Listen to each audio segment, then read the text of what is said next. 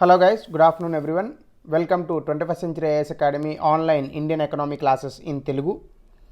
మనం investment models అనే చాప్టర్లో ఉన్నాం. ఇందులో భాగంగా ఎకనామిక్ సిస్టమ్స్ ఆర్థిక వ్యవస్థలు అనే దాంట్లో ఇప్పటికే క్యాపిటలిజంని అలాగే సోషలిజంని కాస్త కమ్యూనిజంని కూడా మనం చూడడం జరిగింది.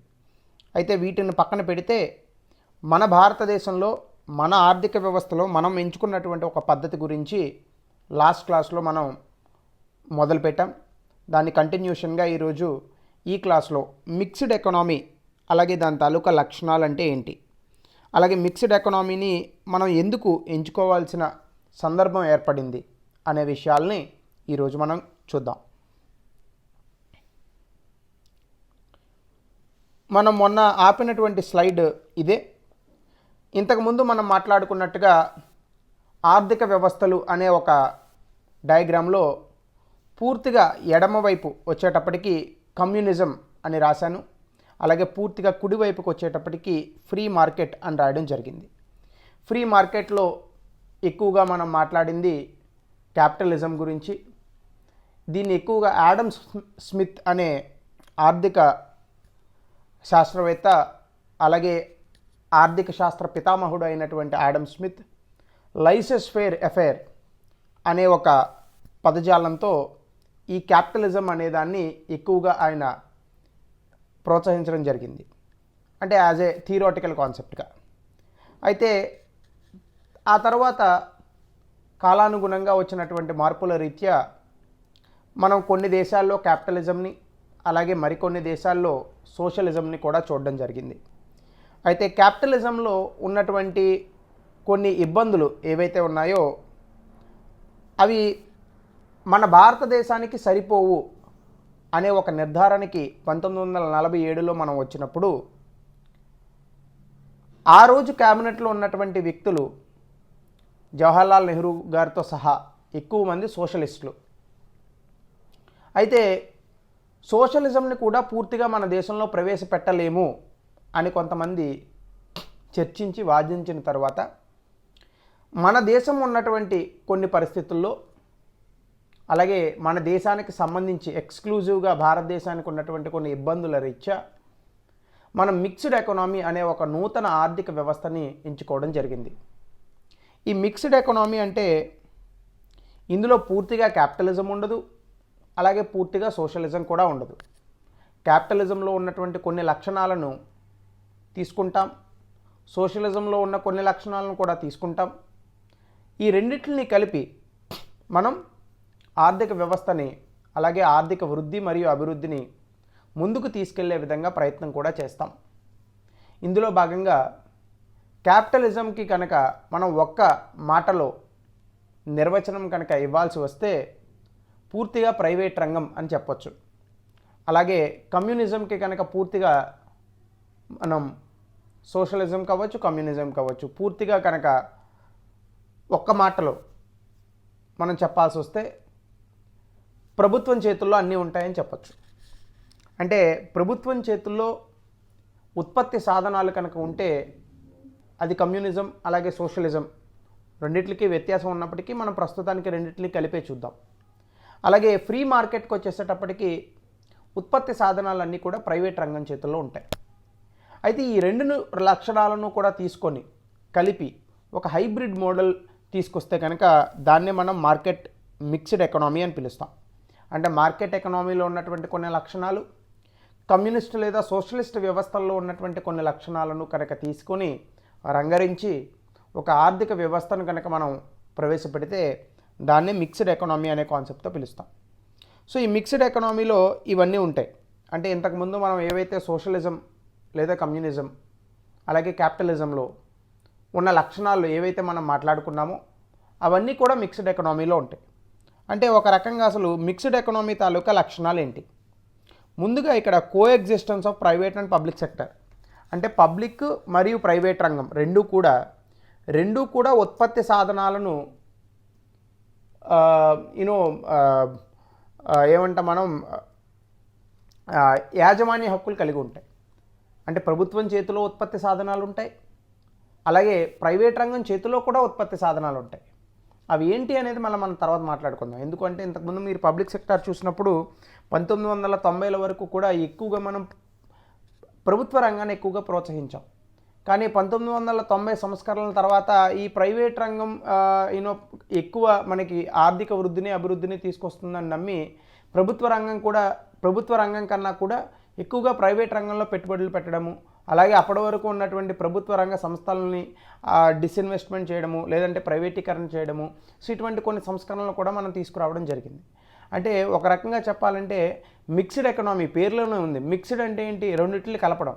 సో ప్రైవేట్ రంగాన్ని అలాగే ప్రభుత్వ రంగాన్ని కనుక కలిపి మనం ఒక ఆర్థిక వ్యవస్థలో కనుక ముందుకు వెళ్ళగలిగితే, లేదా ముందుకు వెళ్ళే కనుక ప్రయత్నం కనుక చేస్తే దాన్నే మనం మిక్స్డ్ ఎకనామీ అని పిలుస్తాం. అలాగే ఈ మిక్స్డ్ ఎకనామీ కాన్సెప్ట్లో ఎకనామిక్ ప్లానింగ్ అంటే ఆర్థిక ప్రణాళికలు కూడా ఉంటాయి. ఇప్పటి వరకు కూడా మన ఆర్థిక ప్రణాళికలు 2017 వరకు కూడా చేసాం. మన మొదటి ఆర్థిక ప్రణాళిక పంచవర్ష ప్రణాళికల్లో భాగంగా 1951లో మొదలైతే చివరి పంచవర్ష ప్రణాళిక 12వ పంచవర్ష ప్రణాళిక 2012 నుంచి 2017 సంవత్సరంలో ముగిసింది. అఫ్కోర్స్ 12వ పంచవర్ష ప్రణాళిక ముగియకుండానే మనం ఈ ప్రణాళిక సంఘాన్ని, ఈ ప్రణాళికలు అనే ఒక కాన్సెప్ట్ని మొత్తం తీసేయడం కూడా జరిగింది. అలాగే rule of price system and government directives అంటే ధరలు నిర్ణయించేటటువంటి ఒక పద్ధతి. ఇది కూడా ఇంతకుముందు మనం చూసినట్టుగా క్యాపిటలిస్ట్ వ్యవస్థల్లో ధరల నిర్ణయం అనేది ఒక వస్తువు తాలూకా గిరాకీని బట్టి, సరఫరాని బట్టి జరుగుతుంది.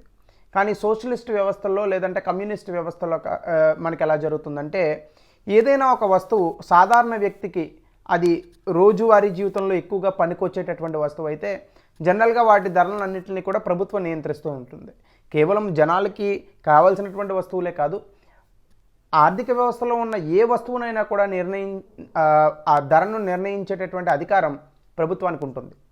సో ఇలా కూడా మనం వ్యత్యాసాన్ని చూడొచ్చు. అయితే మిక్స్డ్ ఎకనామీలో అదేమవుతుందంటే, ఏ వస్తువులు అయితే ప్రజలకి ఎక్కువగా ఉపయోగపడతాయో, అలాగే ప్రజల రోజువారీ జీవితంలో ఏ వస్తువులకైతే ఎక్కువగా ఉపయోగం ఉంటుందో, ఉదాహరణకి త్రాగునీరు కావచ్చు, ఉండే ఇల్లు కావచ్చు, లేదని అనుకుంటే మనం తినేటటువంటి తిండి కావచ్చు, ఆహార ధాన్యాలు కావచ్చు, పాలు కావచ్చు, సో ఇటువంటివన్నిటిని కూడా ప్రైవేట్ సంస్థలు అమ్ముతాయి, ప్రభుత్వ సంస్థలు అమ్ముతాయి మిక్స్డ్ ఎకనామీలో. అయితే ప్రభుత్వ సంస్థలు అమ్మేటప్పుడు కాస్త తక్కువ ధరకి అమ్మే ప్రయత్నం కూడా ప్రభుత్వాలు చేస్తాయి. ఉదాహరణకి మన పీడిఎస్ రేషన్ సిస్టంలో భాగంగా 1 కిలో బియ్యాన్ని చాలా రాష్ట్ర ప్రభుత్వాలు ఈరోజు కేవలం 2 రూపాయలకే ఇస్తున్నాయి. కానీ అదే కిలో బియ్యం కనుక కాస్త నాణ్యత అటు ఇటుగా ఉన్నటువంటి బియ్యం, అంటే మన రేషన్ షాపుల్లో ఇచ్చేటటువంటి బియ్యానికి కాస్త అటు ఇటుగా నాణ్యత ఉన్నటువంటి బియ్యాన్ని కనుక మీరు బయట షాపులో కొంటే కిలో తక్కువలో తక్కువ 30 రూపాయల నుంచి 50 రూపాయల వరకు ఉంటుంది. అంటే నాణ్యతను బట్టి అది పెరుగుతుంది అనుకోండి, అది మనకందరికీ తెలిసిన విషయమే. కానీ ఎక్కడ 2 రూపాయలు, ఎక్కడ 30 రూపాయలు. సో ఈ విధంగా ఒక మనిషికి కావాల్సినటువంటి రోజువారీ జీవితంలో ఉపయోగపడే వస్తువులు ఏవైతే ఉంటాయో, అలాగే ఉదాహరణకి ఇప్పుడు మనం ఉంటున్న ఇల్లు కావచ్చు, మీరు ప్రైవేట్ రంగంలో కొంటే 10 కోట్లు పెట్టి కూడా ఇల్లు కొనుక్కోవచ్చు మీరు. కానీ తక్కువలో కొనుక్కోవాలని అనుకుంటే మీరు ప్రభుత్వం ఇచ్చేటటువంటి ఈ డబుల్ బెడ్రూమ్ల ఫ్లాట్లు కానీ, లేదా ఇందిరా ఆవాస్ యోజన పథకం కింద, ఇప్పుడు దాన్నే ప్రధానమంత్రి ఆవాస్ యోజన అని పిలుస్తున్నాం, ఆ పథకం కింద ఇచ్చేటటువంటి ఇల్లులు కానీ, అలాగే మనకి తెలంగాణలో కేసీఆర్ గారు ఇచ్చే డబుల్ బెడ్రూమ్ ఫ్లాట్ కాన్సెప్ట్ కానీ, అక్కడ వైఎస్ఆర్ గృహకల్ప కానీ, సో ఇవన్నీ కూడా. అలాగే government regulation and control over private sector. క్యాపిటలిజంలో మనకి అలాగే సోషలిజంలో ఈ వ్యత్యాసాన్ని మనం ఇంతకుముందు కూడా చూసాం. క్యాపిటలిజంలో ప్రైవేట్ సెక్టర్కి ప్రభుత్వానికి ఏ సంబంధం ఉండదు. అంటే ప్రైవేట్ రంగం ఏదైతే ఉందో అది తన పనిని తాను చేసుకుంటూ ఉంటుంది, అలాగే ప్రభుత్వ రంగం తన పనిని తాను చేసుకుంటూ ఉంటుంది. ప్రైవేట్ రంగం చేసేటటువంటి వ్యాపారం మీద, లేదంటే వ్యాపార సంస్థల మీద, వాళ్ళు చేసే బిజినెస్ మీద ఏ విధమైనటువంటి ఆంక్షలు కూడా ప్రభుత్వం నుంచి ఉండవు. అదే కమ్యూనిస్ట్ లేదా సోషలిస్ట్ సమాజాల్లో అసలు ప్రైవేట్ రంగమే ఉండదు కాబట్టి తక్కువ ఉంటుంది. కాబట్టి సోషలిస్ట్ సమాజాల్లో బాగా తక్కువ ఉంటుంది. సోషలిస్ట్ సమాజాల్లో కాస్త పర్వాలేదు, కమ్యూనిస్ట్ సమాజాల్లో బాగా తక్కువ ఉంటుంది. ఒకవేళ ఈ రెండింటిని మనం తీసుకున్నా కూడా ఎక్కువగా ప్రభుత్వ రంగమే ఉంటుంది. కాబట్టి ఒకవేళ ప్రైవేట్ రంగం ఉన్నా కూడా దాన్ని ఎక్కువగా అణగదొక్కే ప్రయత్నం కూడా చేస్తాయి ఈ ఆర్థిక వ్యవస్థల్లో. అయితే ఇప్పుడు మన దేశంలో ఏంటి, ఏవైతే ప్రజలకి బాగా ఉపయోగపడేటటువంటి రంగాలు ఉంటాయో అవన్నీ కూడా ప్రభుత్వం ఆధ్వర్యంలో ఉంటాయి. అలాగే ప్రైవేట్ రంగం కూడా అందులో మళ్ళీ భాగస్వామి కావడానికి కానీ, లేదంటే ఆ పలానా వస్తువులు లేదా సేవలు అందించడానికి కానీ అర్హత కూడా ఉంటుంది. అంటే ఎగ్జాంపుల్కి మీకు ఉదాహరణకి చెప్తాను. ఇప్పుడు మీరు ఈరోజు హైదరాబాద్ నుంచి వైజాగ్ వెళ్ళాలని అనుకోండి, మీకు 2 రకాల సౌకర్యాలు ఉంటాయి. ఒకటి ప్రభుత్వ రవాణా, 2 ప్రైవేట్ రవాణా. ప్రభుత్వ రవాణా కనుక మీరు ఎంచుకుంటే ఒక నార్మల్ ట్రైన్లో జనరల్ బోగిలో కనుక వెళ్తే మీరు ₹200 నుంచి ₹250 అయిపోతుంది. అలా కాకుండా మీరు కాస్త లగ్జీరియస్గా ప్రయాణించాలని అనుకుంటే కనుక ఏదైనా ఒక స్లీపర్ బస్సు లేదా సెమీ స్లీపర్ బస్సు తీసుకుంటే ₹500 నుంచి ₹600 అయిపోతుంది. లేదు ఇంకా లగ్జీరియస్గా వెళ్ళాలని అనుకుంటే విమానంలో వెళ్ళారనుకోండి ₹3000 నుంచి ₹4000 అవుతుంది. లేదా ఫస్ట్ ఏసీ అంటే అదే ట్రైన్లో బోగి మార్చి ఫస్ట్ ఏసీలో వెళ్ళారనుకోండి ₹2800 నుంచి ₹3000 అవుతుంది. సో అంటే ఇక్కడ ఏంటి, ఒకే రకమైనటువంటి సేవల్ని రకరకాలుగా మనం ఇచ్చే ప్రయత్నం చేస్తాం. ఒకటి ప్రైవేట్ రంగం నుంచి ఉంటుంది, మరొకటి ప్రభుత్వ రంగం నుంచి కూడా ఉంటుంది. కానీ ప్రభుత్వ రంగం ఎప్పుడు కూడా ప్రజల సంక్షేమార్థం పనిచేస్తూ ఉంటుంది కాబట్టి కాస్త తక్కువ ధరకి ఈ సేవల్ని లేదా వస్తువుల్ని అందించేటటువంటి ప్రయత్నం చేస్తుంది. ప్రైవేట్ రంగం ఎప్పుడు కూడా లాభాపేక్షతో పనిచేస్తుంది కాబట్టి లాభాల కోసమే వాళ్ళు కంపెనీలు పెడతారు కాబట్టి కాస్త ధర ఎక్కువగా ఉంటుంది. కానీ దానికి తగినట్టుగానే వాళ్ళు ఈ లగ్జరీ లేదా కన్వీనియన్స్, ఆ నాణ్యత ఇవన్నీ కూడా వాళ్ళు అందిస్తూ ఉంటారు. సో ఆ రకంగా గవర్నమెంట్ రెగ్యులేషన్ అంటే ప్రభుత్వ నియంత్రణ and private control over private sector అంటే ఇక్కడ ఏంటి, పూర్తిగా క్యాపిటలిస్ట్ సొసైటీల్లో నేను ఇందాక చెప్పినట్టు ప్రైవేట్ రంగం పైన ఏ రకమైన నియంత్రణ లేకుండా మిక్స్డ్ వ్యవస్థలో ఉండదు. మిక్స్డ్ ఆర్థిక వ్యవస్థలో ప్రైవేట్ రంగం ఉంటుంది, కానీ ప్రభుత్వం చెప్పినటువంటి పరిధిలో ఉంటుంది. ఇదేంటిది మిక్స్డ్ అంటే ఒక గిరిగేస్తాం, ఇందులోనే ప్రైవేటు ఎంత నాట్యమాడినా ఇందులోనే వాడాలి. క్యాపిటలిస్ట్ అంటే ఏంటి, ఇంక ఇట్లా పరిధులు ఏమి ఉండవు, ప్రైవేట్ సెక్టర్ ఎటైనా వెళ్ళచ్చు. కమ్యూనిస్ట్ అనుకోండి అసలు ప్రైవేట్ సెక్టరే ఉండదు, మొత్తం అంతా ప్రభుత్వమే. సో ఇది వ్యత్యాసం.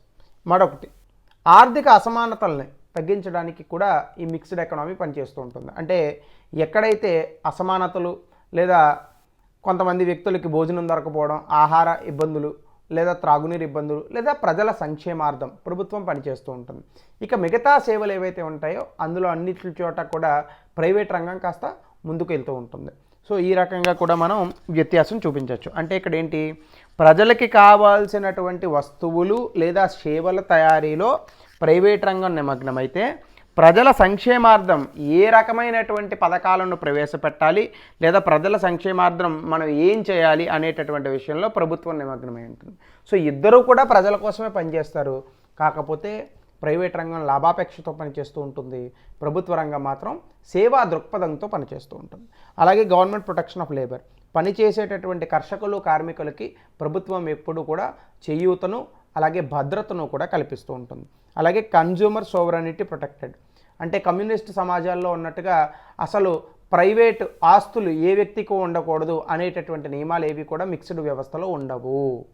మిక్స్డ్ వ్యవస్థలో కూడా క్యాపిటలిస్ట్ సమాజాల్లో లాగే మీరు ఏదైనా ఒక ఆస్తి సంపాదించుకుంటే అది మీదే, ప్రభుత్వ పరం కాదు. సో ఇది మిక్స్డ్ ఎకనామీలో మనం చెప్పుకునేటటువంటి కొన్ని వ్యత్యాసాలు. సో ఈ రకంగా కనుక మీరు చూస్తే మిక్స్డ్ ఎకనామీలో ఏమున్నాయ్యా అంటే ఏమున్నాయి, క్యాపిటలిజంలో ఏవైతే ఉన్నాయో అవి ఉన్నాయి, సోషలిజం లేదా కమ్యూనిస్ట్ వ్యవస్థలో ఉన్నాయి అవి కూడా ఉన్నాయి. ఈ రెండింటిని కలిపి తీసుకున్నాం మనం. అయితే అన్ఫార్చునేట్లీ పేపర్ మీద చెప్పుకోవడానికి బాగుంది, కానీ 1951 మనం ప్రణాళికలు మొదలుపెట్టిన తర్వాత మనం అనుకున్నంత స్థాయిలో ఈ మిక్స్డ్ ఎకనామీ ఏదైతే ఉందో అదంతా సక్సెస్ కాలేదనే చెప్పొచ్చు. అంటే మిక్స్డ్ ఎకనామీని ఇంప్లిమెంట్ చేయడానికి మనం ప్రణాళికలు వేసాం, కానీ ఆ ప్రణాళికల్లో మనం చూసాం ఇంతకుముందు పంచవర్ష ప్రణాళికల్లో మొదటి 3 ప్రణాళికలు ఎందుకు పనికిరాలా, తర్వాత మరో 3 ప్రణాళికలు కాస్త అంతంత మాత్రం ఎదిగాయి. 7వ ప్రణాళిక వచ్చేటప్పటికి ఆర్థిక ఇబ్బందులు, 8వ ప్రణాళిక వచ్చేటప్పటికి మొత్తం సంపూర్ణంగా మనకున్నటువంటి సోషలిస్ట్ భావజాలాలన్నీ కూడా పక్కన పెట్టి పూర్తిగా క్యాపిటలిస్ట్ వ్యవస్థలో అడుగుపెట్టేటటువంటి ప్రయత్నం చేసాం. దాన్ని ఆర్థిక సంస్కరణ అన్నాం. ఆ తర్వాత నుంచి జీడిపి కాస్త 8%, 9%, ఒక్కొక్కసారి అయితే 10% కూడా వెళ్ళినటువంటి పరిస్థితులు కూడా మనం చూసాం. సో ఆ రకంగా మనం ఈ మిక్స్డ్ ఎకనామీని అర్థం చేసుకోవచ్చు. ఇక మరొకటి Rostow stages of growth model లేదా Rostow stages of economic development. అంటే ఇప్పటి వరకు కూడా మనం ఆర్థిక వ్యవస్థలను చూసాం. ఈ ఆర్థిక వ్యవస్థల్లో కూడా మనం చూసింది ఏంటి, నిక్కచ్చిగా ఆర్థిక వ్యవస్థలనే చూడలేదు. ఈ ఆర్థిక వ్యవస్థలో ఎవరు పెట్టుబడులు పెడతారు లేదా ఈ ఆర్థిక వ్యవస్థల్లో అసలు పెట్టుబడి పెట్టేటటువంటి ఒక సామ్రాజ్యం ఎవరి చేతిలో ఉంటుంది. క్యాపిటలిస్ట్ అయితేనేమో ప్రైవేట్ వాళ్ళ చేతుల్లో ఉంటుంది, కమ్యూనిస్ట్ అయితేనేమో ప్రభుత్వం చేతిలో ఎక్కువగా ఉంటుంది, మిక్స్డ్ ఎకనామీ అయితే ఇద్దరి చేతుల్లోనూ ఉంటుంది. అంటే ఒక రకంగా ఇక్కడ నేను చెప్పింది ఏంటి మీకు, ఇన్వెస్ట్మెంట్ మోడల్స్ అంటే ఇన్వెస్ట్మెంట్ అంటే ఏంటి, పెట్టుబడి పడితేనే లాభం వస్తుంది. అంటే ఇక్కడ లాభానికి మరొక పేరు ఏంటి, ఆర్థిక వృద్ధి, మరొక పేరు జీడిపి. అంటే ఇక్కడ మీకు సింపుల్గా అర్థం అవ్వాల్సిన పాయింట్ ఏంటంటే మన దేశ జీడిపి గ్రాస్ డొమెస్టిక్ ప్రొడక్ట్ని పెంచాలి అని కనుక మనం అనుకుంటే మనం చేయాల్సిన పని ఏంటి, ఇన్వెస్ట్మెంట్, పెట్టుబడులు పెట్టాలి. అంటే ఏంటి, the more the investment the more the GDP. మీరు ఎక్కువగా ఇన్వెస్ట్మెంట్ పెట్టారనుకోండి మీకు ఎక్కువగా జీడిపి కూడా వస్తుంది. సో ఇది అయితే దీన్నే ఒక నమూనాగా తీసుకొని దీన్ని ఒక థియరాటికల్గా ప్రచురించిన వ్యక్తి రోస్టో. సో ఈయన Rostow model of economic development, stages of economic growth అని చెప్తాడు. So Rostow model of economic development అంటే రోస్టో మోడల్ ఆఫ్ అభివృద్ధి, అలాగే స్టేజెస్ ఆఫ్ ఎకనామిక్ గ్రోత్ అంటే ఆర్థిక వృద్ధిలో ఉన్నటువంటి దశలు ఎన్ని, అంటే 1వ దశలో ఏం చేస్తాం, 2వ దశలో ఏమవుతుంది, 3వ దశలో ఏమవుతుంది, ఇలా.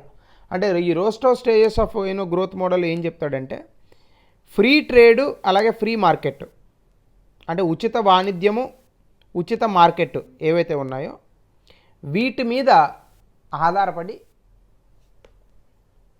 ఒక ఆర్థిక వ్యవస్థలో అభివృద్ధి ఎలా వస్తుంది అనే దానికి థియరీ చెప్తాడు ఈయన. అంటే దాని అర్థం ఏంటి, ఒక ఆర్థిక వ్యవస్థ ఉన్నది, ఆ ఆర్థిక వ్యవస్థలో వాళ్ళు క్యాపిటలిజంని ఎంచుకున్నారు. అంటే ఒక రకంగా చెప్పాలంటే ఇది మన దేశానికి అప్లికేబుల్ అవుతుందా, అవ్వదు. ఎప్పటి వరకు, 1990 వరకు అప్లికేబుల్ కాదు, కానీ 1990 తర్వాత చాలా వరకు అప్లై అవుతుంది. ఎందుకు, 1990ల వరకు కూడా మనం కొన్ని సోషలిస్ట్ భావజాలాలను ప్రదర్శించాం, కానీ 1990ల తర్వాత ఆర్థిక సంస్కరణలు వచ్చిన తర్వాత సోషలిస్ట్ భావజాలాన్ని పక్కన పెట్టి పూర్తిగా క్యాపిటలిస్ట్ భావజాలాల్లోకి వచ్చాం. అందుకే ఇప్పుడు చూడండి ప్రతివాడు కూడా ఎంత త్వరగా డబ్బు సంపాదించాలి అనే ఆలోచనలోనే ఉన్నారు. ఎందుకంటే ఇది ఆ క్యాపిటలిస్ట్ భావజాలం తాలూకా ప్రతిరూపం, లేదంటే దాని తాలూకా ఇన్ఫ్లుయెన్స్ అని కూడా మీరు అనొచ్చు. సో ఈ రోస్టో ఏం చెప్తాడంటే ఒక ఆర్థిక వ్యవస్థ కనుక ఫ్రీ మార్కెట్ అంటే క్యాపిటలిస్ట్ అనమాట, అలాగే ఫ్రీ ట్రేడ్ అంటే ఉచిత వాణిజ్యము, ఉచిత మార్కెట్ కనుక ఆ దేశం వాళ్ళ ఆర్థిక వ్యవస్థల్లో ఫాలో అవుతూ ఉంటే ఆ దేశంలో వృద్ధి అభివృద్ధి ఎలా వస్తాయి. సో దీన్ని ఏమంటాడంటే స్టేజెస్ ఆఫ్ ఎకనామిక్ గ్రోత్ అంటాడు.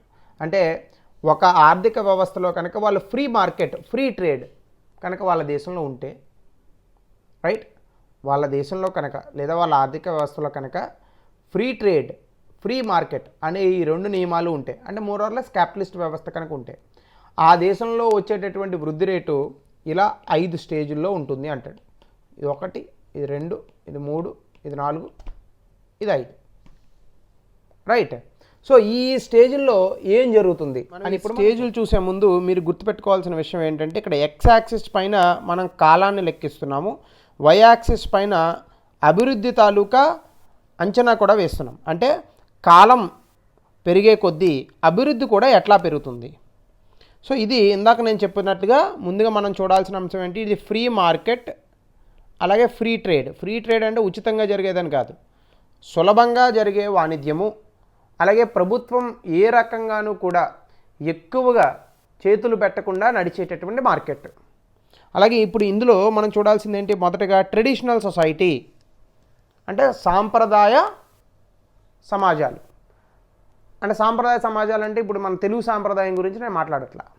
సాంప్రదాయ సమాజాలు అంటే దాని అర్థం ఏంటి, ఇక్కడ జనాలు ఎవరైతే ఉంటారో వాళ్ళందరూ కూడా కాస్త ఒక రకమైనటువంటి ప్రిమిటివ్ లైఫ్ అంటే ప్రాథమిక స్థాయిలో, ప్రాథమిక స్థాయి అన్నమాట కూడా అవసరం లేదు, కానీ అంటే మనిషి పుట్టిన తర్వాత కాస్త సమాజంగా ఎదిగినటువంటి తరుణంలో పారిశ్రామిక విప్లవం ఇంకా రాకముందు మనం అందరం ఎలా జీవించే వాళ్ళం, కేవలం వేట ఆధారిత జీవితము, అలాగే లేదా గ్యాదరింగ్ అంటాం. అంటే ఏంటి, ఏదైనా చెట్టుల్లో కానీ పుట్టల్లో కానీ అడవుల్లో కానీ దొరికే తేనె లేదా పళ్ళు పలహారాలు ఇటువంటి వాటిలన్నింటినీ కూడా సేకరించడము, లేదా వేట ఆధారిత జీవితము. మరొకటి దాని తర్వాత ఇంకాస్త మరికొద్ది అభివృద్ధి జరిగిన అంశం ఏంటి, అగ్రికల్చర్ అంటే వ్యవసాయం. వ్యవసాయం కూడా ఏంటి, సంపూర్ణంగా ప్రకృతి మీద ఆధారపడి చేస్తున్న వ్యవసాయం మాత్రమే. ఈరోజు మళ్ళా ప్రపంచ దేశాలన్నింటినీ కూడా వీటికి ఒక కొత్త పదాన్ని ఇస్తున్నాయి, అదే న్యాచురల్ ఫార్మింగ్ అంటారు. సో న్యాచురల్ ఫార్మింగ్ అంటే ఏంటి, సహజంగా చేసేటటువంటి వ్యవసాయం. దీన్నే మరొక పేరుతో పిలుస్తున్నాం మనం, ఆర్గానిక్ ఫార్మింగ్ అంటాం, అంటే సేంద్రియ వ్యవసాయం అంటాం. సేంద్రియ వ్యవసాయం అంటే ఒకప్పుడు ఇదే చేసేవాళ్ళం, సేంద్రియ వ్యవసాయం చేసేవాళ్ళం. అందుకే ఆ రోజుల్లో ఉన్నటి ప్రజలు తక్కువ భోజనం తిన్నా కూడా కాస్త బలంగా ఉండేవాళ్ళు, ఏ రకాలైన జబ్బులు వచ్చేవి కాదు, మందులు లేకపోయినా కూడా 100 సంవత్సరాలు 97 సంవత్సరాలు బ్రతికేవాళ్ళు. అండ్ ఆఫ్ కోర్స్ మధ్యలో ఏదైనా వ్యాధులు వస్తే త్వరగా చనిపోయేవాళ్ళు, అది వేరే విషయం. కానీ ఒక ఆరోగ్యవంతమైనటువంటి జీవితం ఖచ్చితంగా బ్రతికారు వాళ్ళందరూ. ఈరోజు కాలంలో చూస్తే మనకి 5వ సంవత్సరం కుర్రాడికి కళ్ళజోడు, 10వ క్లాసులోకి వచ్చేటప్పటికి కళ్ళజోడు, ఊబకాయం, అబ్బో చాలా రోగాలు వస్తున్నాయి. సో ఏదేమైనా అది పక్కన పెడదాం. అంటే ట్రెడిషనల్ సొసైటీ అంటే మనకి ఎట్లా ఉంటుంది, మొదటిగా subsistence ecosystem or subsistence economy, అంటే కేవలం బాటర్ సిస్టంలో, అంటే ఇచ్చిపుచ్చుకోవడం అన్న ఆర్థిక వ్యవస్థ మీదే నిర్మితమై ఏమాత్రము కూడా నూతన సాంకేతికత లేకుండా పరిమితిలో ఉన్నటువంటి సాంకేతికతను వినియోగించుకుంటూ వ్యవసాయ ఆధారిత జీవితాన్ని లేదా అతి తక్కువగా పరిశ్రమలు ఉన్నటువంటి జీవితాన్ని గడుపుతున్న సమాజాన్ని ట్రెడిషనల్ సొసైటీ అంటాం. ఈ ట్రెడిషనల్ సొసైటీ అనేది ప్రతి దేశము, అంటే అన్ని దేశాలు, ఆల్ కంట్రీస్, ఇప్పుడు ఉన్నటువంటి అమెరికా కావచ్చు, పెద్ద పెద్ద కట్టడాలు కట్టినటువంటి జర్మనీ కావచ్చు, లేదంటే ప్రపంచాన్ని ఏలేటటువంటి యూకే కావచ్చు, జపాన్ కావచ్చు, రష్యా కావచ్చు, ఆఫ్రికాలో ఉన్నటువంటి నైజీరియా కావచ్చు, కెన్యా కావచ్చు, ఏ దేశమైనా కూడా ఈ ట్రెడిషనల్ సొసైటీస్లోంచే, ఆ సాంప్రదాయపు అలవాట్లలోంచే, ఆ సాంప్రదాయపు పద్ధతుల్లోంచే ఈరోజు అభివృద్ధి చెందినటువంటి దేశాలుగా రూపాంతరం చెందాయి. ఆ రూపాంతరం చెందడానికి ఇప్పుడు ఈ రోస్టో చెప్తున్నటువంటి ఈ models of growth of development, అంటే ఎలా అయితే అంచెలంచెలుగా అభివృద్ధి అనేది జరుగుతుంది అని ఏదైతే చెప్తున్నాడో, ఇవన్నీ కూడా సాధారణంగా అన్ని దేశాలు ఎక్కడో చోట ఏదో ఒక కాలంలో చూసినటువంటి అంశాలే. సో ట్రెడిషనల్ సొసైటీ అంటే అన్ని దేశాలు కూడా ఈ సొసైటీలో ఉంటాయి. కాకపోతే ఇబ్బంది అలా ఎక్కడ వస్తుందంటే, ఇంకా కొన్ని దేశాలు ఇదే సొసైటీలో ఉన్నాయి. ఇప్పుడు మీరు ఆఫ్రికా పోయి చూసారనుకోండి, సౌత్ ఆఫ్రికా తప్ప, ఈజిప్ట్ తప్ప, ఇంకా మరికొన్ని వేళ్ల మీద లెక్కపెట్టే దేశాలు తప్ప మిగిలిన దేశాలన్నీ కూడా చాలా వరకు వీటి మీద ఆధారపడి ఉన్నాయి. ఇంకా చాలా దేశాల్లో కేవలం మొక్కజొన్న పంట ఒక్కటే మాత్రమే పండిస్తూ, ఆ మొక్కజొన్న నుంచి వచ్చినటువంటి ఈ పంటని పిండిగా చేసుకొని సంవత్సరం మొత్తం దాచుకొని దీన్ని మాత్రమే ఒక సూప్గా చేసుకొని తాగుతూ జీవితం వెల్లుబూచేటటువంటి ఎన్నో లక్షల మంది ఇంకా ఆఫ్రికాలో ఇప్పటికీ ఉన్నారు. సో ట్రెడిషనల్ సొసైటీ అంటే సబ్సిస్టెన్స్, కేవలం బ్రతకడానికి మాత్రమే పని చేస్తున్నాము. అభివృద్ధి అనేది అభివృద్ధి అంటే ఇప్పుడు మనం చూస్తున్నటువంటి నూతన అభివృద్ధి నిర్వచనాలు ఏమాత్రము సంబంధం లేకుండా చాలా పరిమితిలో సాంకేతికత ఉంటూ ఉన్నటువంటి ఒక సందర్భాన్ని లేదా ఒక స్థితిని ట్రెడిషనల్ సొసైటీ అంటాం. దీని తర్వాత నుంచి pre conditions to take off, అంటే ఇక్కడ మీరు ఈ టేక్ ఆఫ్ ఈ పద్ధతిని ఒక ఏరోప్లేన్గా మీరు ఊహించుకోవచ్చు. అంటే సింపుల్గా చెప్పాలంటే మీరు చూడండి, ఏరోప్లేన్ ఎట్లా ఉంటుంది, ఇది ఏరోప్లేన్ అని అనుకుంటే మీకు టేక్ ఆఫ్ ఎట్లా చేస్తుంది, అది ముందు ఇలాగా 4 చక్రాలు ఉంటాయి, ఏరోప్లేన్ 3 చక్రాలే, 3 చక్రాలు ఉంటాయి భూమిపైన. దాని తర్వాత మొదటిగా చక్రం లేస్తుంది పైకి, ఆ తర్వాత గాలిలోకి వెళ్తుంది, దాని తర్వాత 2 చక్రాలు వెనకాల ఉన్నాయి కూడా గాలిలోకి వెళ్తాయి. సో అట్లా ట్రెడిషనల్ సొసైటీ అంటే ఆగున్న ఒక ఏరోప్లేన్ లాంటిది. Pre conditions to take off అంటే రన్వే మీదకి వచ్చింది, టేక్ ఆఫ్ అంటే పైకి లేచింది, డ్రైవ్ టు మెచ్యూరిటీ అంటే నడుస్తుంది, హై మాస్ కన్జంప్షన్ అంటే పూర్తిగా ఆకాశంలోకి వెళ్ళిపోయింది. సో ఈ రకంగా మీరు గుర్తుపెట్టుకోవచ్చు, ఒక లాజిక్, సింపుల్ లాజిక్. అలాగే ప్రీ కండిషన్స్ టు టేక్ ఆఫ్లో ఇక్కడ మీకు ఏమవుతుందంటే ఆ సమాజంలో ఉన్నటువంటి ఈ యాటిట్యూడ్స్ ఏవైతే ఉంటాయో అవన్నీ కూడా మారుతాయి. అంటే యాటిట్యూడ్స్ అంటే ఇప్పుడు జనరల్గా యాటిట్యూడ్ అనే పదానికి మనం ఎథిక్స్లో చాలా చెప్పుకుంటాం, కానీ మరి జనరల్గా అంటే ఆ సమాజానికి ఉన్నటువంటి ఒక వైఖరి, ఒక పద్ధతి ఏదైతే ఉందో అది మారుతుంది. అలాగే ఇక్కడ మరొక అంశం ఏంటంటే ఎక్కువగా సైన్స్ ఆధారిత జీవితం అనేది మొదలవుతుంది. అంటే ప్రతి విషయానికి కూడా సైంటిఫిక్గా ఒక ఆన్సర్స్ ఇవ్వడము, లేదంటే ఏదైనా ఒక సమస్య ఉంటే దాన్ని సైంటిఫికల్గా దానికి సమాధానం లేదా పరిష్కారాన్ని వెతకడము, ఇవన్నీ కూడా ఇందులో భాగంగా వస్తాయి. అలాగే సెంట్రలైజ్డ్ టాక్సేషన్ సిస్టమ్ అంటే ఒక ఏకీకృత పన్ను విధానం అనేటటువంటిది వస్తుంది. ఏకీకృత పన్ను విధానాలు అంటే జిఎస్టీ వరకు పోమాకండి, మళ్ళీ ఏకీకృత పన్ను విధానాలు అంటే నా ఉద్దేశం ఏంటి, ఒక దేశం ఉంటుంది, ఆ దేశంలో ప్రజలు ఉంటారు, ఈ దేశంలో ఒక ప్రభుత్వం ఏర్పడి ఈ ప్రజలందరి దగ్గర కూడా పన్నులు వసూలు చేసి ఈ ప్రజలందరికీ శాంతి భద్రతలను అందిస్తూ దేశాన్ని నడిపిస్తూ ఉంటుంది. సో అటువంటి సెంట్రలైజ్డ్ ట్యాక్సేషన్ సిస్టమ్ ఒకటి తయారవుతుంది. అలాగే పొలిటికల్ సోవరనిటీ అంటే రాజకీయ సౌభ్రాతృత్వాలు లేదా దేశాలుగా ఏర్పడడాలు ఇవన్నీ కూడా వస్తాయి. సో బేసికల్గా మనకి చూడండి, సార్వభౌమ అధికారం అంటాం. ఒక వ్యక్తి సార్వభౌమ అధికారాన్ని పొందడం వేరు, ఒక వ్యవస్థ సార్వభౌమ అధికారాన్ని పొందడం వేరు. ఒక వ్యక్తి కనుక సార్వభౌమ అధికారాన్ని పొందితే దాన్ని రాచరికం అంటాం. అలా కాకుండా ప్రభుత్వం అనే ఒక వ్యవస్థ సార్వభౌమ అధికారాన్ని కనుక పొందితే మనం దాన్ని ఏమంటాం, డెమోక్రసీ అంటాం. మనం చూస్తున్నటువంటి ప్రజాస్వామ్యం. సో ప్రజాస్వామ్యం అనే ఒక్క మాట నేను అన్నాను, ఎలా అయినా కూడా అది కమ్యూనిస్టు ప్రభుత్వాలు కావచ్చు, ప్రజాస్వామ్య ప్రభుత్వాలు కావచ్చు, వేరే ఏదైనా కావచ్చు, కానీ ఈ రాజకీయ సార్వభౌమ అధికారాలు అనేవి ఏర్పడతాయి. దీంతో పాటుగా ఇన్ఫ్రాస్ట్రక్చర్ డెవలప్మెంట్ ఎక్కువగా జరుగుతూ ఉంటుంది. అంటే ఎక్కువగా రోడ్లు నిర్మాణం చేయడం కానీ, రైల్వేలు నిర్మాణం చేయడం కానీ. So pre conditions to take off అంటే మీరు ఇవి యాక్చువల్గా యూకే యూఎస్ఏని దృష్టిలో పెట్టుకొని మీరు ఈ మోడల్ని ఎక్స్ప్లెయిన్ చేయొచ్చు. అలాగే ఇంకా మూడోది టేక్ ఆఫ్ అంటే ఇక్కడ పూర్తిగా మీకు ఏమవుతుంది, జీడిపి అనేది బాగా అద్భుతంగా పెరుగుతుంది. లేదంటే మీకు ఇక్కడ రాస్తాను నేను, ట్రెడిషనల్ సొసైటీలో మీకు ఏముంటుంది, సబ్సిస్టెన్స్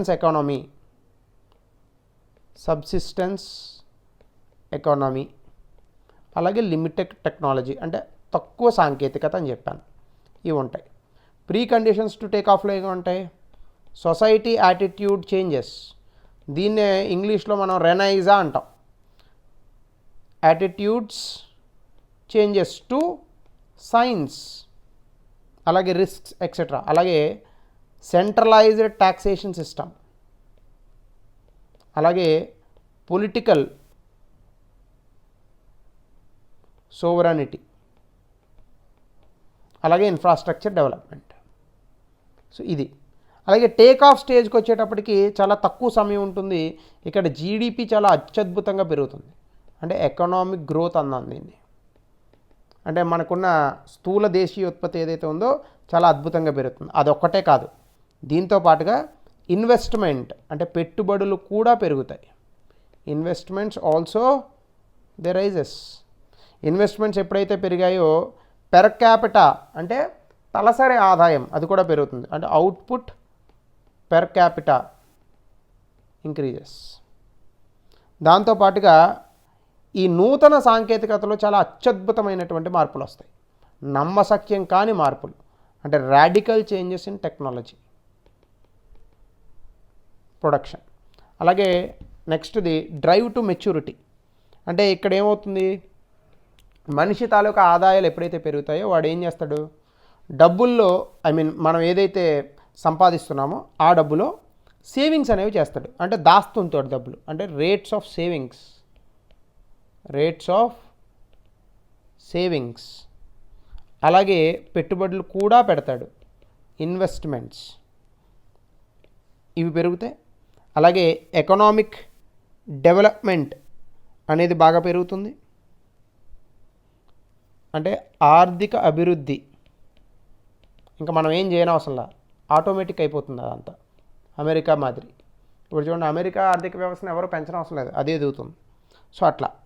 సో దీంతో పాటుగా మనకున్న పెర్ క్యాపిటా ఇన్కమ్స్ ఏవైతే ఉన్నాయో అంటే తలసరి ఆదాయాలు అవి పెరుగుతాయి, పెర్ క్యాపిటా ఇన్కమ్ పెరుగుతుంది. స్ట్రక్చర్ ఆఫ్ ద ఎకనామీ అంటే ఆర్థిక వ్యవస్థలో పరివర్తన కూడా వస్తుంది, మార్పు వస్తుంది. అంటే ఇప్పటివరకు వ్యవసాయం మీద ఆధారపడిన జీవితాలు ఇప్పటి నుంచి తయారీ రంగం వైపు లేదంటే సేవా రంగం వైపు ప్రయాణిస్తూ ఉంటాయి. So structural changes in the economy, అలాగే ఎక్సెట్రా అని పెట్టుకోవచ్చు. ఇంకా ఏజ్ ఆఫ్ మాస్ కన్జంప్షన్ వచ్చేటప్పటికి ఇవి బాగా అభివృద్ధి చెందినటువంటి దేశాలు. అంటే ఇక్కడ పరిశ్రమలు పూర్తిగా గుత్తాధిపత్యాన్ని ప్రదర్శిస్తూ ఉంటాయి. అంటే industries dominates all the time. Okay. So అలాగే ఇక్కడ కన్జ్యూమర్ గూడ్స్ని అంటే వినియోగ ఉత్పత్తులు ఏవైతే ఉంటాయో వాటిని చాలా అత్యద్భుతంగా వాడతారు. ఇప్పుడు చూడండి, మీరు అమెరికాకి పోతే ఐఫోన్ చాలా సర్వసాధారణం. అది మన దేశంలో ఇప్పుడు అందరూ కొంటున్నారు అనుకోండి, ఒక 4 సంవత్సరాల క్రితం ఒక ఐఫోన్ కొనాలని అనుకుంటే చాలా డబ్బుతో కూడుకున్నటువంటి విషయం. లేదా ఇప్పుడు మీరు జర్మనీ వెళ్ళారనుకోండి, ఇక్కడ మనకి టాటా చిన్న టాటా ఇండికా లాంటి కార్లు ఎట్లయితే క్యాబుల్లో తిప్పుతామో అక్కడ రోల్స్ రాయిస్ లేదంటే ఆడి ఇటువంటి కార్లని క్యాబుల్లో తిప్పుతారు. సో ఈ కన్జ్యూమర్ గూడ్స్ కన్జంప్షన్ అనేది ఏదైతే ఉందో అది బాగా పెరుగుతుంది. సో దీన్నే మనం Rostov models of development stages of economic growth అంటాం. అంటే ముందు ట్రెడిషనల్ సొసైటీగా ఏమాత్రము సాంకేతికత లేకుండా ఉన్న సమాజాలు ప్రీ కండిషన్స్ టు టేక్ ఆఫ్కి వెళ్ళేటప్పటికి కాస్త సైన్స్ ఆధారిత జీవితంగా మారి కాస్త సైన్స్ని వీటిలన్నింటినీ కూడా దృష్టిలో ఉంచుకొని ప్రతి సమస్యకి పరిష్కారాన్ని వెతుకుతూ ముందుకెళ్తూ ఉంటాయి. దాంతోపాటుగా రాజకీయ సార్వభౌమాధికారం కలిగినటువంటి సమాజాలు నిర్మితమవుతాయి. దాని తర్వాత టేక్ ఆఫ్ స్టేజ్లో ఇక ఆర్థిక వ్యవస్థ పైన ఆర్థిక వృద్ధిపైన మనం ఎక్కువగా ఫోకస్ పెడతాం. దాంతోపాటుగా పెట్టుబడులు పెరుగుతాయి. అలాగే సాంకేతికతలో చాలా అత్యద్భుతమైనటువంటి మార్పులు కూడా చోటు చేసుకుంటాయి. అలాగే డ్రైవ్ టు మెచ్యూరిటీ వచ్చేటప్పటికి ఒక ఆర్థిక వ్యవస్థలో ఉన్న ప్రతి పౌరుడు చేసే సేవింగ్స్ కానీ అలాగే పెట్టుబడులు కానీ కూడా పెరుగుతాయి. అలాగే ఎకనామిక్ డెవలప్మెంట్ ఏదైతే ఉందో అంటే ఆర్థిక అభివృద్ధి అనేది దానంతట అదే జరిగిపోతూ ఉంటుంది. అలాగే తలసరి ఆదాయాలు పెరుగుతాయి.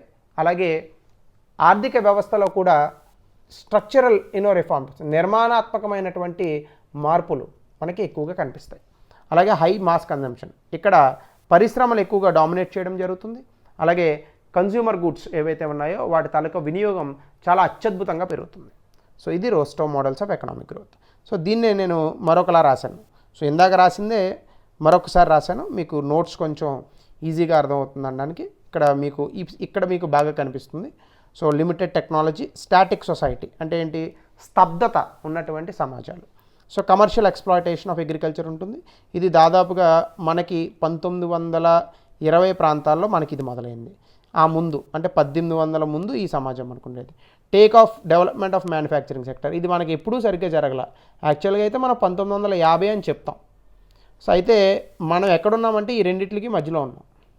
ఇంకా మనకి మెచ్యూరిటీ రాలా. అంటే ఇండస్ట్రియల్ సెక్టర్ కమర్షియల్ బేస్ అయిపోయి మొత్తం అత్యద్భుతంగా ఈ పరిశ్రమలు ఎదిగిపోయి పరిశ్రమల వల్ల ఎక్కువ ఉద్యోగాలు వచ్చి పరిశ్రమల వల్లే ఎక్కువగా జీడిపి వచ్చేటటువంటి సందర్భం మనకి ఇంకా రాలా.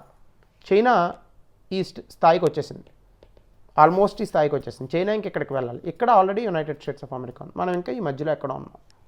అంటే ఒకవేళ మనం ఈ థియరీని కనుక అటు ఇటుగా మనం కనుక అప్లై చేస్తే మనకి ఇది అర్థమవుతుంది. సో దాని తర్వాత హర్రోడ్ దోమర్ మోడల్ ఇది మనం రేపటి క్లాస్లో చూద్దాం. సో అంతవరకు థ్యాంక్ యూ. మీకు దీనిపైన ఏమన్నా కనుక అనుమానాలు ఏమైనా ఇబ్బందులు ఉంటే కనుక మీరు నన్ను అడగచ్చు. నాకు ఆల్రెడీ మీలో కొంతమంది కాల్ కూడా చేయడం జరిగింది. నేను మళ్ళీ చెప్తున్నాను, చాలా వరకు ఎకనామీ అయిపోయింది. ఇన్వెస్ట్మెంట్ మోడల్స్ అయిపోతే మీకు 90% సిలబస్ అయిపోయినట్టే. మీ ఎకనామీ అద్భుతంగా మీరు మళ్ళీ నోట్స్ మొదటి నుంచి కూడా చదువుకునే ప్రయత్నం చేయండి. చాలా త్వరగానే నేను ఎకనామీ కంప్లీట్ చేశాను. మనకున్నటువంటి టైంలో మనం ఎక్కువగా కూడా క్లాస్ చెప్పుకోవట్లేదు. అంటే ఆఫ్లైన్ క్లాసులు వేరుంటాయి, ఆన్లైన్ క్లాసులు వేరుంటాయి. ఆన్లైన్లో చాలా త్వరగా అవుతుందనే ఉద్దేశంతో కేవలం 40 నిమిషాల క్లాసు ఈ రకంగానే చెప్పుకుంటూ వచ్చాను. సో ఖచ్చితంగా మనం చాలా అత్యద్భుతంగా సిలబస్ అయితే మాత్రం కంప్లీట్ చేసాం. సో దీన్ని చదవండి దయచేసి, మీ సిలబస్ అవగొట్టుకోండి. ఎందుకంటే మళ్ళీ నవంబర్ వచ్చేసింది. సో జూన్ చాలా త్వరగా వస్తుంది. సో ప్రిలిమ్స్ మళ్ళీ చాలా త్వరగానే వస్తుంది. యూపీఎస్సీ ఖచ్చితంగా మళ్ళీ ప్రిలిమ్స్ పెట్టేస్తుంది జూన్ మంత్లో, నాకు తెలిసి క్యాలెండర్ ఇచ్చేసినట్టు గుర్తు. సో కాబట్టి please start your preparation. So this is the end of today's class. Thank you.